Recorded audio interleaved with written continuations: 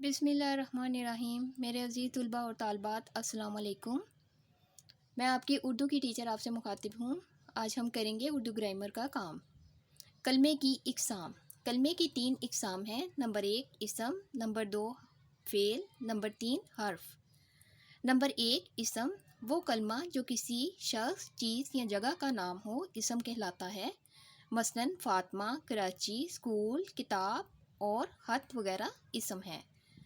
Number 2 فعل، وہ کلمہ یا لفظ جس میں کسی کام کا کرنا، ہونا یا سہنا زمانے کے لحاظ سے پایا جائے، فعل کہلاتا ہے۔ مثلاً کھایا، پیا، آئے گا، پیدا ہوا وغیرہ فعل ہیں۔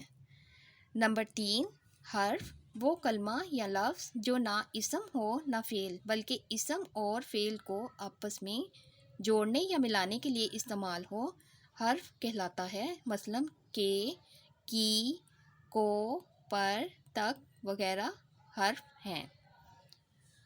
آج ہم نے کیا ہے کلمے کی اقسام۔ انشاءاللہ تعالی اگلے لیکچر میں پھر آپ سے ملوں گی۔